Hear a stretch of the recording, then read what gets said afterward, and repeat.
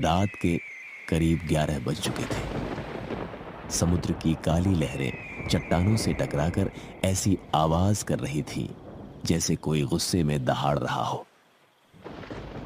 उस सुनसान समुद्री रास्ते पर दो आदमी धीरे धीरे आगे बढ़ रहे थे। एक के कंधे पर मछलियों से भरी बड़ी टोकरी थी और दूसरे के हाथ में एक पुरानी लालटेन।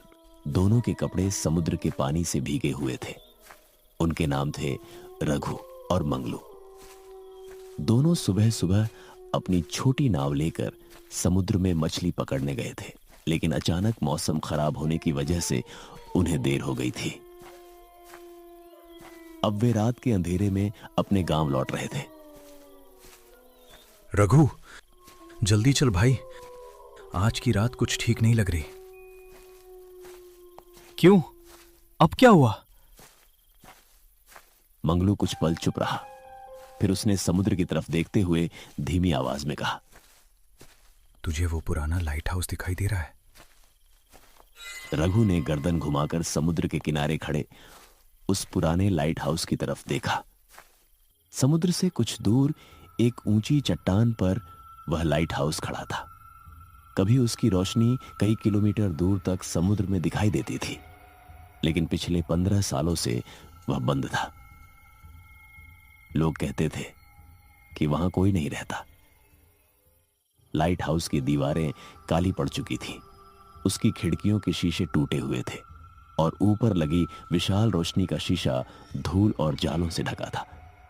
लेकिन उस रात उस पुराने लाइट हाउस के ऊपर एक हल्की सी रोशनी जल रही थी। रघु वहीं रुक गया। ये कैसे हो सकता है?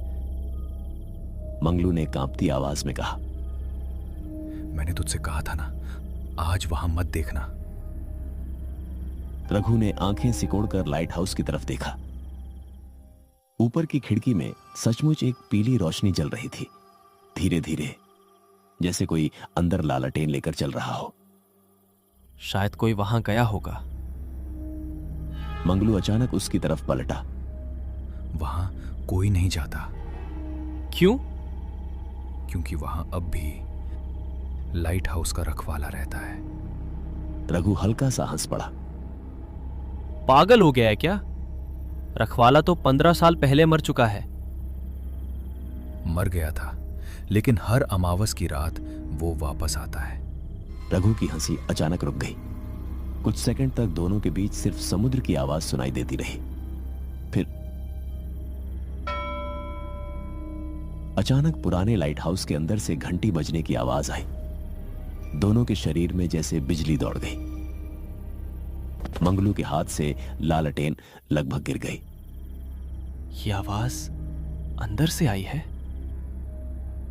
मंगल ने जवाब नहीं दिया। इस बार आवाज और साफ थी। रघु ने तुरंत मछलियों की टोकरी जमीन पर रख दी। चल। किधर? गांव की तरफ।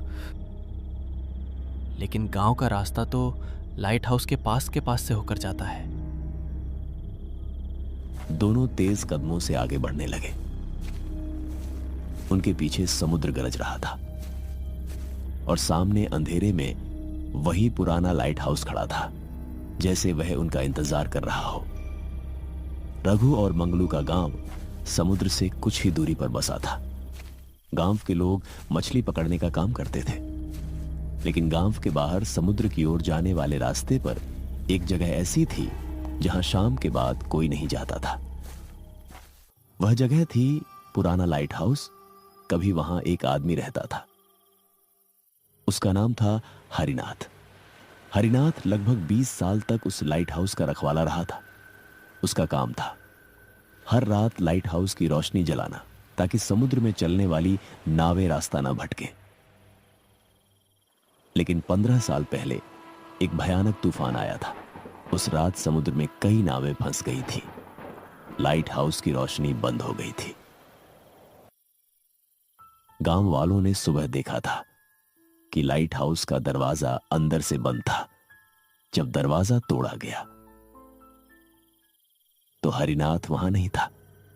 सिर्फ उसकी लालटेन सीढ़ियों के पास पड़ी थी और दीवार पर खून से एक शब्द लिखा था, मैं वापस आऊंगा। उसके बाद लाइट हाउस हमेशा के लिए बंद कर दिया गया। कुछ लोग कहते थे कि हरिनाथ समुद्र में गिरकर मर गया, कुछ कहते थे कि उसे किसी ने मार दिया। लेकिन बूढ़े मछुआरे कहते थे कि हरिनाथ की मौत सामान्य नहीं थी, क्योंकि उसकी लाश कभी नहीं मिली। और हर साल उसी रात लाइट हाउस की रोशनी अपने आप जलती थी। उस रात भी वही तारीख थी। रघु और मंगलू तेजी से चल रहे थे। हवा अचानक और तेज हो गई। मंगल ने पीछे मुड़कर देखा। लाइट हाउस अब भी दिखाई दे रहा था, लेकिन अब उसकी ऊपर वाली खिड़की में रोशनी नहीं थी। मंगलू ने राहत की सांस ली। लगता है बुझ गई। चलते रहो। दोनों कुछ दूर आगे बढ़े, तभी पीछे से किसी के चलने की आवाज आई। दोनों अचानक रुक गए। दोनों ने एक साथ पीछे देखा, वहां कोई नहीं था।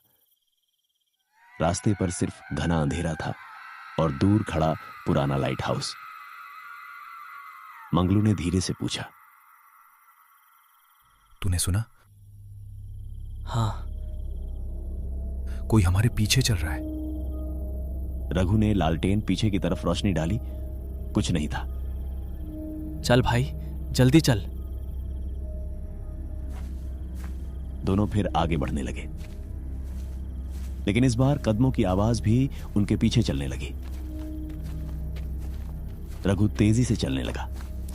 आवाज भी तेज हो गई। मंगलू लगभग दौड़ने लगा, लेकिन तभी रघु अचानक रुक गया। मंगलू उससे टकराते टकराते बचा। क्या हुआ? रघु ने सामने इशारा किया। रास्ते के बीचों बीच एक आदमी खड़ा था। उसका चेहरा अंधेरे में दिखाई नहीं दे रहा था। उसके कपड़े पूरी तरह भीगे हुए थे और उसके हाथ में एक पुरानी लालटेन थी। मंगल ने कांपते हुए पूछा, कौन हो तुम? वह आदमी चुप रहा। समुद्र की हवा में उसके कपड़े हिल रहे थे। रघु ने अपनी लालटेन ऊपर की। तभी उस आदमी ने धीरे धीरे अपना सिर उठाया। उसका चेहरा देखकर मंगलू के मुंह से चीख निकलते निकलते बची। उस आदमी का चेहरा बिल्कुल सफेद था। उसकी आंखें काली थीं और उसके चेहरे से पानी नहीं, समुद्र का खारा पानी और खून टपक रहा था। रघु पीछे हट गया। आदमी ने अपनी गर्दन टेढ़ी की, फिर धीमी आवाज में बोला, लाइट बंद है। क्या? आदमी ने अपनी लालटेन उनकी तरफ उठाई। लाइट बंद है। मंगलू, भाग! दोनों पीछे मुड़े और पूरी ताकत से दौड़ पड़े। मछलियों की टोकरी वहीं सड़क पर छूट गई। पीछे से वह आदमी कुछ नहीं बोला, लेकिन उसकी लालटेन की रोशनी उनके पीछे पीछे चल रही थी। मंगलू दौड़ते हुए चिल्लाया, रघु, वो हमारे पीछे आ रहा है। रघु ने पीछे देखा। वह आदमी अब वहां नहीं था, लेकिन दूर पुराने लाइट हाउस की सबसे ऊपरी खिड़की में वही आदमी खड़ा था और उसके हाथ में लालटेन थी। दोनों किसी तरह गांव के पास पहुंचे। गांव में लगभग सभी घरों के दरवाजे बंद थे। रघु ने अपने घर का दरवाजा जोर जोर से पीटना शुरू किया। सीता, दरवाजा खोल! अंदर से उसकी पत्नी की आवाज आई। कौन है? मैं हूं, जल्दी दरवाजा खोल! दरवाजा खुलते ही रघु और मंगलू अंदर घुस गए। सीता ने दोनों को देखकर पूछा, क्या हुआ जी? तुम दोनों इतने डरे हुए क्यों हो? रघु ने दरवाजा बंद किया। मंगलू ने हाँफते हुए कहा, वो लाइट हाउस। सीता का चेहरा अचानक पीला पड़ गया। तुम लोग वहां से आए हो? हाँ। सीता ने तुरंत घर की सभी खिड़कियां बंद कर दी। तुम्हें वहां नहीं जाना चाहिए था। हम वहां नहीं गए थे, बस रास्ते से गुजर रहे थे। हमने उसे देखा। किसे? हरिनाथ को। घर में अचानक सन्नाटा छा गया। हरिनाथ को? तुम हरिनाथ को जानती थी? सीता ने कुछ नहीं कहा। उसकी आंखों में डर साफ दिखाई दे रहा था। सीता, बोलो। सीता ने धीरे से कहा, मेरे पिता उस रात लाइट हाउस में थे। रघु और मंगल एक दूसरे को देखने लगे। क्या? जिस रात हरिनाथ गायब हुआ था, उस रात मेरे पिता भी उसके साथ थे। तुमने कभी बताया नहीं? क्योंकि मेरे पिता ने मरने से पहले मुझे एक बात बताई थी। क्या? सीता ने दरवाजे की तरफ देखा, फिर बहुत धीमी आवाज में बोली, हरिनाथ समुद्र में नहीं गिरा था। तो फिर कहाँ गिरा था?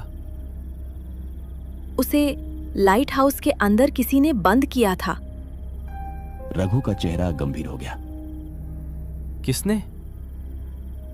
मेरे पिता ने भी नहीं देखा था, लेकिन उन्होंने कहा था कि उस रात लाइट हाउस के अंदर से किसी औरत के रोने की आवाज आ रही थी। औरत? हाँ, एक औरत की आवाज। अचानक घर की खिड़की पर किसी ने दस्तक दी। तीनों चुप हो गए। फिर दूसरी दस्तक हुई। सीता का चेहरा सफेद पड़ गया। इतनी रात को कौन हो सकता है? नहीं, दरवाजा मत खोलना। इस बार बहुत तेज दस्तक हुई। रघु धीरे धीरे खिड़की के पास गया। उसने पर्दे के पीछे से बाहर देखने की कोशिश की। बाहर घना अंधेरा था, लेकिन खिड़की के ठीक सामने एक लालटेन जल रही थी। रघु की सांस रुक गई। लालटेन हवा में नहीं थी, उसे कोई पकड़े हुए था, लेकिन उस आदमी का शरीर दिखाई नहीं दे रहा था, सिर्फ लालटेन। रघु पीछे हट गया। तभी खिड़की के शीशे पर खून से कुछ लिखा हुआ दिखाई देने लगा। आओ। सीता देख के अचानक चीख पड़ी। मंगल ने तुरंत घर की सारी लाइटें बंद कर दी। अब पूरा घर अंधेरे में डूब गया। बाहर समुद्र गरज रहा था और खिड़की के बाहर वह लालटेन अब भी जल रही थी। उस रात तीनों ने पूरी रात जागकर बिताई। सुबह होने पर रघु और मंगल गांव के सबसे बूढ़े मछुआरे दीनानाथ काका के पास गए।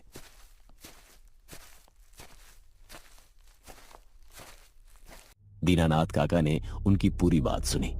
जब रघु ने हरिनाथ का नाम लिया तो बूढ़े के हाथ कांपने लगे। तुमने उसे देखा था? रघु ने सिर हिलाया। दीनानाथ काका ने गहरी सांस ली। तो फिर वो वापस आ गया है। कौन? काका ने समुद्र की तरफ देखा। हरिनाथ नहीं। दोनों चौंक गए। क्या मतलब? दीनानाथ काका ने धीमी आवाज में कहा, लाइट हाउस में हरिनाथ अकेला नहीं था। तो फिर और कौन था? काका ने कुछ देर चुप रहने के बाद कहा, एक औरत। मंगल के चेहरे का रंग उड़ गया। वही औरत जिसके बारे में सीता ने बताई थी? दीनानाथ काका ने सिर हिलाया। बहुत साल पहले समुद्र में एक नाव डूब गई थी। उस नाव में एक औरत और उसका छोटा बच्चा था। गांव वालों ने कहा कि दोनों समुद्र में डूब गए, लेकिन कुछ दिनों बाद उस औरत को लाइट हाउस के पास देखा गया। वो हर रात लाइट हाउस की सीढ़ियों के नीचे बैठकर किसी का इंतजार करती थी। किसका इंतजार? अपने बच्चे का। कुछ पल के लिए सभी चुप रहे। फिर एक रात वो औरत गायब हो गई। क्या वो भी मर गई? दीनानाथ काका ने उसकी तरफ देखा। उसकी लाश कभी नहीं मिली, लेकिन उसके बाद से लाइट हाउस में हर रात दो आवाजें सुनाई देने लगी। एक आदमी की और एक औरत की। हरिनाथ ने उस औरत को देखा था क्या? शायद देखा होगा, और उसी रात वो गायब हो गया। अचानक समुद्र की तरफ से तेज हवा चली। काका ने अपने घर का दरवाजा बंद कर दिया। आज रात अमावस है। रघु और मंगल एक दूसरे को देखने लगे। आज रात लाइट हाउस की रोशनी जरूर जलेगी। और अगर कोई वहां चला गया तो?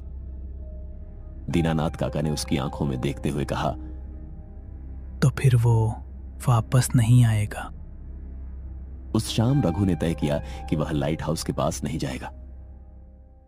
लेकिन रात होते ही उसके घर के बाहर किसी ने आवाज लगाई, रघु। रघु बिस्तर से उठ बैठा। उसकी पत्नी और बच्चा सो रहे थे। फिर आवाज आई, रघु। इस बार आवाज समुद्र की तरफ से आ रही थी। रघु ने खिड़की से बाहर देखा। दूर अंधेरे में पुराना लाइट हाउस दिखाई दे रहा था। उसकी सबसे ऊपरी मंजिल पर रोशनी जल चुकी थी। रोशनी के सामने एक औरत खड़ी थी। रघु ने ध्यान से देखा। वो धीरे धीरे अपना हाथ उठा रही थी। फिर लाइट हाउस की खिड़की पर कुछ लिखा। रघु को दूर से शब्द दिखाई नहीं दे रहे थे, लेकिन अचानक उसके कानों में एक फुसफुसाहट गूंजी। रघु, मेरे बच्चे को ढूंढ दो। रघु पीछे हट गया। उसी समय घर के बाहर किसी के कदमों की आवाज आई।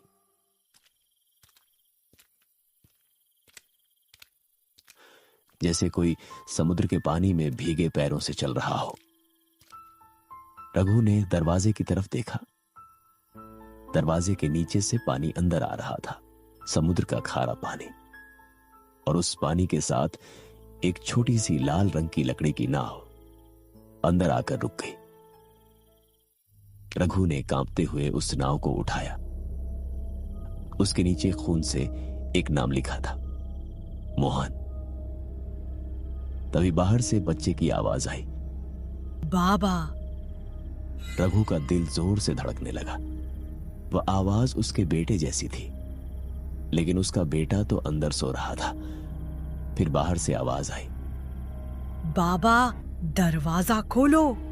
बाबा। रघु धीरे धीरे वो आ दरवाजे की गई। तरफ बढ़ा। तभी पीछे से उसकी पत्नी चीख पड़ी, रघु, दरवाजा मत खोलना। रघु रुक गया। बाहर वही आवाज फिर आई, लेकिन अब वह बच्चे की नहीं थी। अब वह एक औरत की आवाज थी। रघु। दरवाजे पर किसी ने धीरे से हाथ रखा और फिर फुसफुसाया, रघु, तुम्हें लाइट हाउस आना होगा। अचानक घर की सारी खिड़कियां एक साथ खुल गईं। तेज हवा अंदर आई। दीवार पर टंगी लालटेन अपने आप जल उठी और उसकी रोशनी में रघु ने देखा, खिड़की के बाहर एक भीगी हुई औरत खड़ी थी। उसका चेहरा बालों से ढका था। उसके हाथ में वही छोटी लकड़ी की नाव थी और उसके पीछे अंधेरे में एक आदमी खड़ा था। उसके हाथ में पुरानी लालटेन थी। वह हरिनाथ था। उसने धीरे धीरे अपना चेहरा ऊपर उठाया और फिर दोनों ने एक साथ कहा, लाइट हाउस की रोशनी बुझने वाली है। रघु की सांस रुक गई और दूर समुद्र के किनारे पुराना लाइट हाउस अचानक पूरी ताकत से चमक उठा। उसकी रोशनी समुद्र के ऊपर घूमती हुई गांव तक पहुंची और उसी पल लाइट हाउस के अंदर से एक भयानक चीख सुनाई दी। रघु की पत्नी ने अपने कान बंद कर लिए। बच्चा नींद में उठकर रोने लगा, लेकिन रघु की नजर खिड़की पर थी। वह औरत और हरिनाथ गायब हो चुके थे। सिर्फ जमीन पर पानी था और उस पानी में पड़े थे दो गीले पैरों के निशान। वे निशान घर से बाहर नहीं जा रहे थे, बल्कि घर के अंदर से शुरू होकर सीधे रघु के कमरे तक जा रहे थे। रघु का चेहरा सफेद पड़ गया। वह धीरे धीरे अपने कमरे की तरफ मुड़ा। दरवाजा आधा खुला था, अंदर अंधेरा था और कमरे के अंदर से किसी बच्चे की धीमी आवाज आ रही थी। बाबा, वो आ गई। उसका बेटा बिस्तर पर बैठा था, लेकिन उसके पीछे दीवार पर एक औरत की विशाल काली परछाई बनी हुई थी और वह परछाई धीरे धीरे रघु के बेटे के ऊपर झुक रही थी। तभी बाहर समुद्र की तरफ से लाइट हाउस की घंटी बज उठी। रघु ने अपने बेटे को पकड़कर पीछे खींच लिया और उसी पल दीवार पर बनी परछाई ने अपना सिर घुमाकर सीधे रघु की तरफ देखा। उसके चेहरे पर आंखें नहीं थीं, सिर्फ एक काला गड्ढा था और उस गड्ढे के अंदर से आवाज आई, कल रात तुम लाइट हाउस आओगे? फिर घर की सारी रोशनियां बुझ गईं और अंधेरे में समुद्र की लहरों के बीच पुराने लाइट हाउस की रोशनी जलती रही। लेकिन इस बार उस रोशनी में एक नहीं, 3 परछाइयां दिखाई दे रही थी। एक हरिनाथ की, एक उस रहस्यमयी औरत की और तीसरी एक छोटे बच्चे की।